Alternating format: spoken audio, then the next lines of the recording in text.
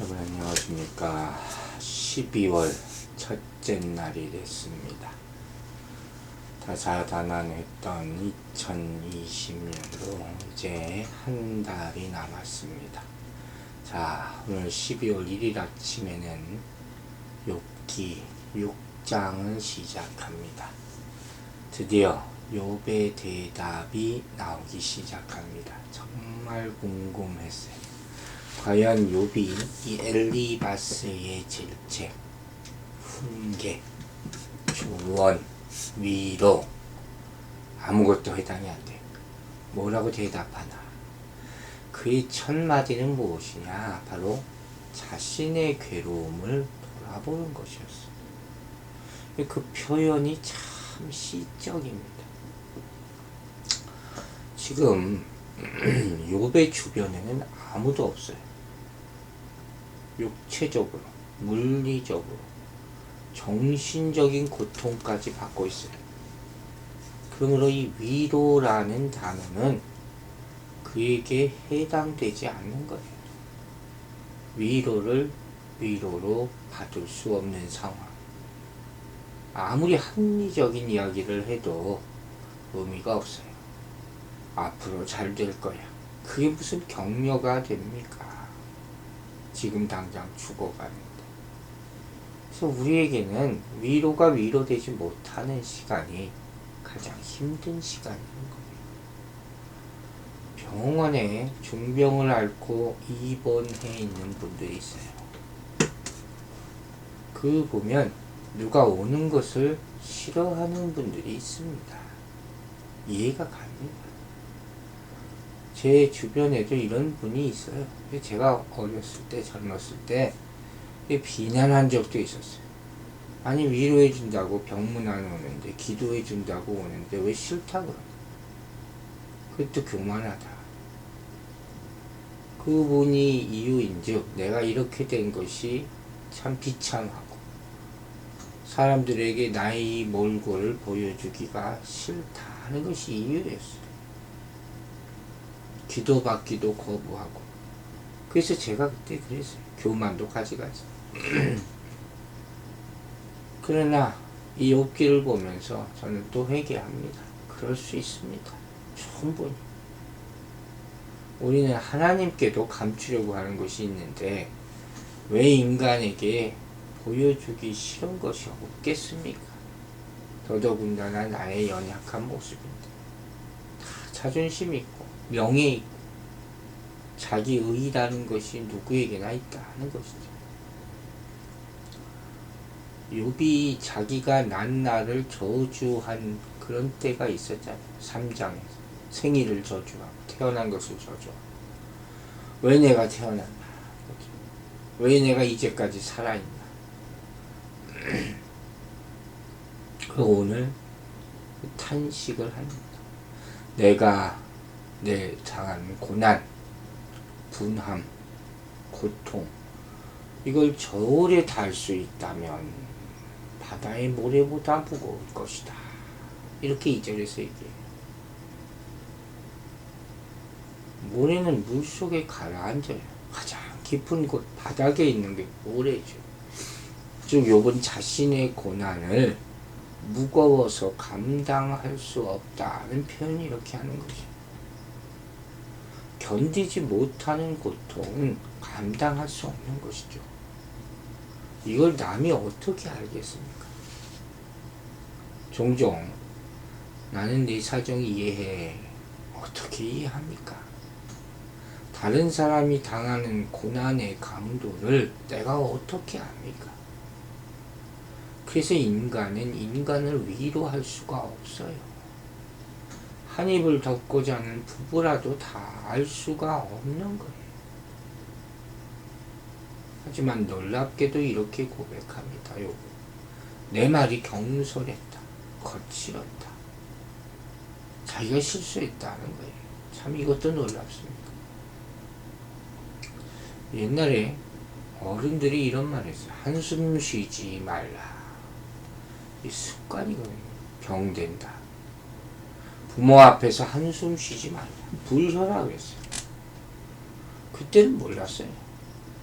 이제는 자식을 낳고 보니 알 수 있을 것 같아요. 여러분의 자녀가 여러분 앞에서 매일마다 한숨 쉰다면 기분이 어떻겠습니까? 이거 무슨 근심이냐? 하나님 앞에서 한숨 쉬는 것도 똑같은 겁니다. 하나님이 얼마나 근심하시겠습니까? 큰 걱정을 드리는 것이죠. 죽는 소리 하는 거 끝도 없는 거예요.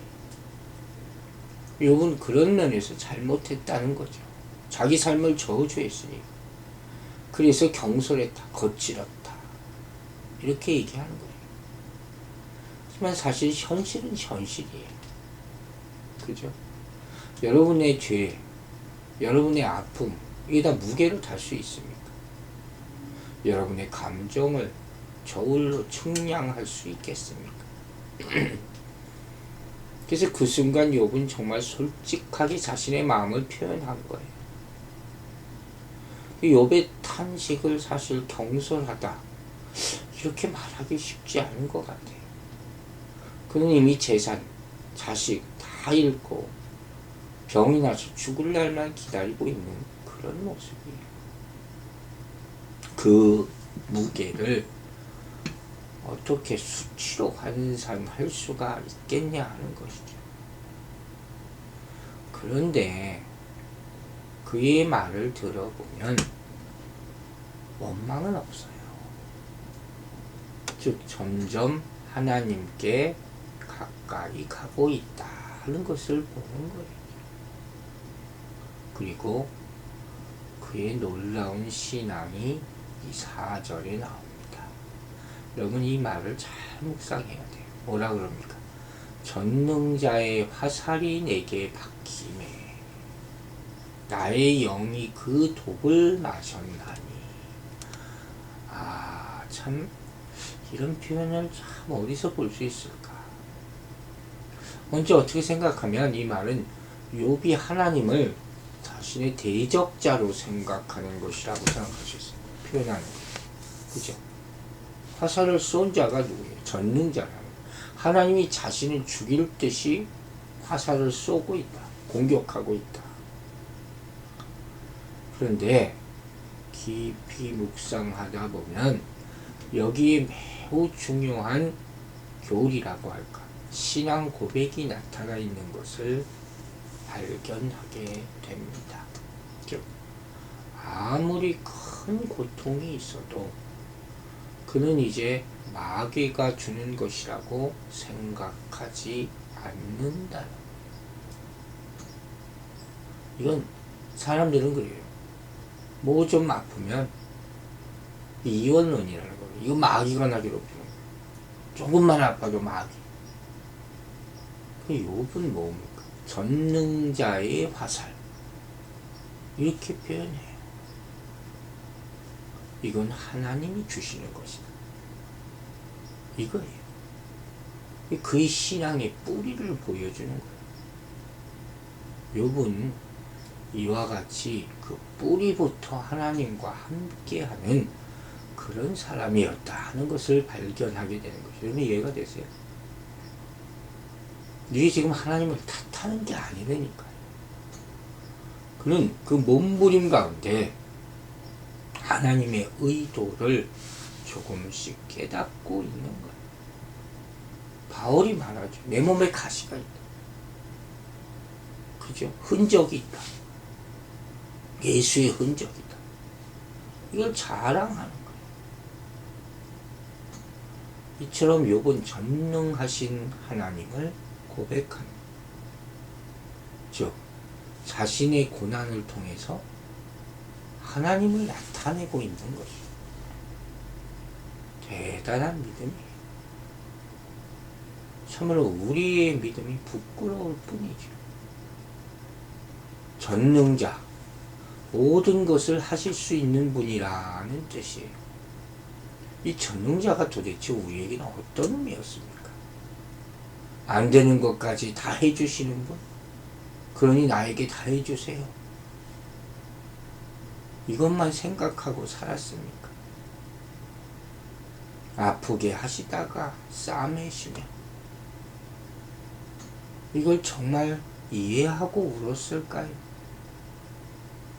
이때 전능자의 지혜를 생각할 수 있었다니, 그 고난으로 말미암은 근심에서 더 빨리 빠져나올 수 있었을 텐데 라는 생각을 하게 됩니다.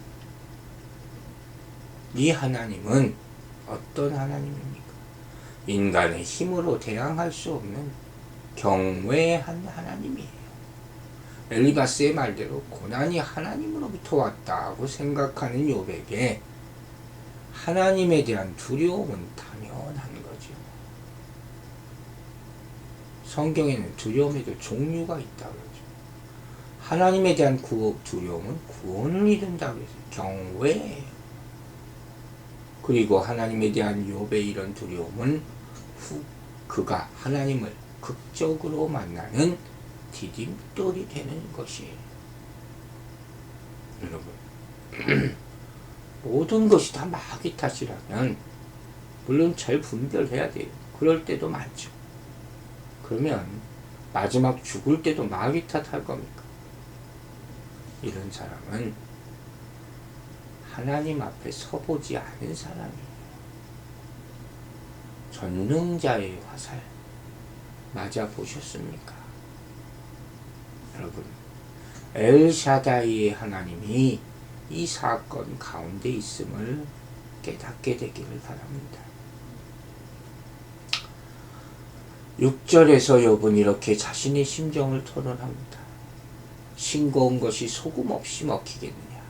닭의 알 흰자위가 맛이 있겠느냐? 이게 무슨 뜻인지 아시겠어요? 지금 엘리바스의 훈계는 욥의 마음이 만지기조차 싫어할 정도로 역겨움 표현하는 거예요. 어떤 음식이 맛이 없어서 먹을 수 없을 정도 될 때, 그죠?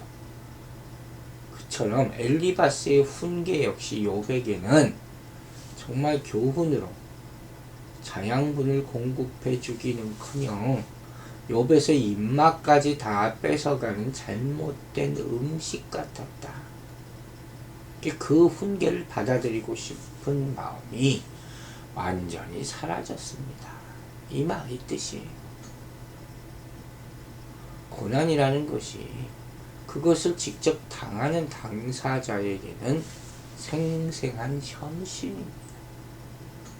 그래서 우리는 우선 날카로운 충고보다는 따뜻한 위로, 마음이 담긴 동감의 말이 필요한 거예요.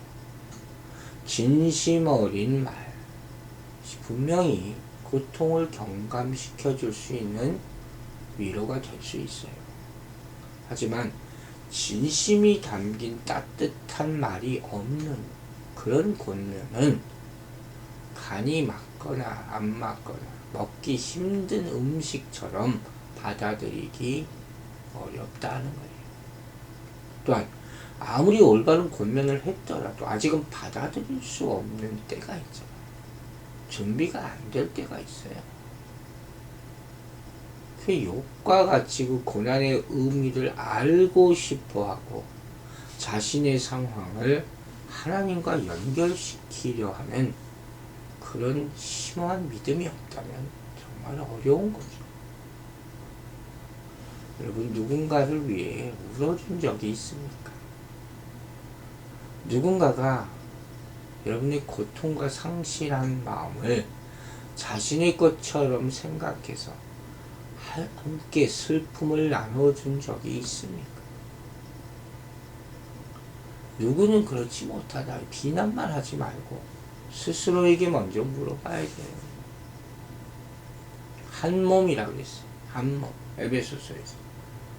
주님 안에서 한 몸이라는 뜻의 의미를 우리는 정말 회개하는 심령으로 깊이 생각해 봐야 하는 것이에요. 이처럼 욥은 본문에서 자신의 경솔한 말을 후회합니다. 참 마음이 많이 찔립니다. 우리는 얼마나 자주 쉽게 하나님을 원망하고 거짓된 위로를 합니까? 얼마나 함부로 했던 태도, 말이 많습니까? 회개해야 할 줄로 믿습니다. 하나님이 독화살을 쏘셨다.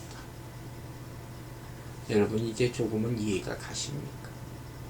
내 괴로움이 너무 무거워서 측량할 수 없다. 지금 혹시 그렇습니까? 그 독이 퍼져나가고 있고 땅바닥에 주저앉고 있습니까? 며칠 전에 아이들을 데리고 병원에 갔다 왔어요. 정기검사를 해야 된다고 해서. 그러다가 예방접종이 안 돼 있다는 걸 알게 됐습니다. 근데 참 제가 그걸 보면서 흐뭇했던 것이 이제 이들이 다 컸잖아요.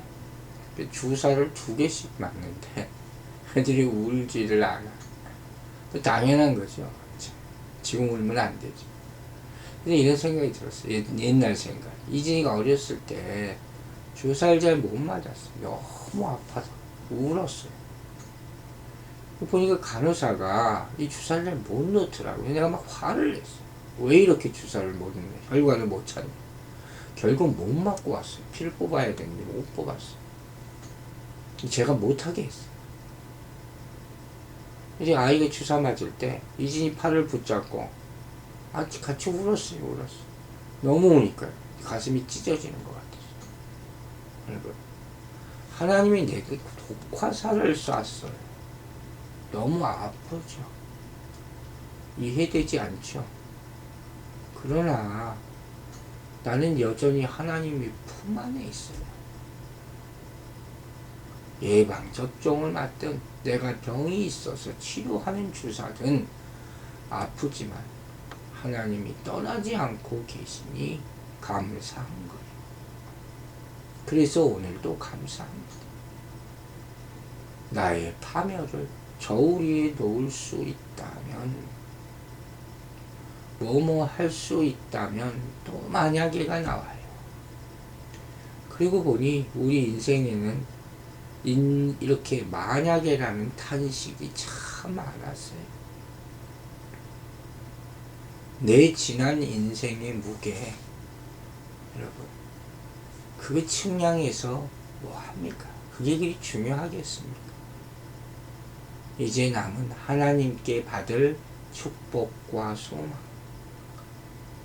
그게 더 크게 느껴져야 하지 않겠습니까? 한량없는 은혜, 은혜에 대한 수식이에요. 그걸 측정해 보세요. 오늘 그것을 다시 생각하고 여러분의 아픈 마음이 하나님을 향하는 마음이 될 수 있게 되기를 주의 이름으로 축원합니다. 기도하겠습니다. 아버지 하나님, 하나님께서 주시는 것은 무엇이든 다 받겠습니다. 그것이 화살이 될지라도 장차 나를 위한 것이라면 오늘도 인내하며 받겠습니다. 이유를 몰라도 받겠습니다. 하나님이 함께 하신다면 나를 꼭 붙잡고 있는 것을 믿기에 주신 모든 것을 감내하고 하나님과 같이 견뎌내고 이기겠습니다. 우리 인생에 아프고 힘든 순간들이 있습니다. 아버지, 이런 시간들을 우리가 주님의 손 붙잡고 잘 견뎌내게 도와주시옵소서. 삶 가운데 왜 원망이 없을 수가 있겠습니까? 그때마다 이제는 하나님이 먼저 생각나서 그분 앞에 엎드려 울고 탄식하더라도 그 안에서 있게 하실 때 회복시키시고 슬픔을 기쁨으로 바꿔주시고 용기를 주시는, 일으켜 세워주시는 하나님과 평생 동행하게 될 줄로 믿습니다. 12월 한 달 동안 주님의 사랑하심과 동행하심이 있기를 바라고 믿으며 감사드리며 예수 그리스도의 이름으로 기도했습니다. 아멘.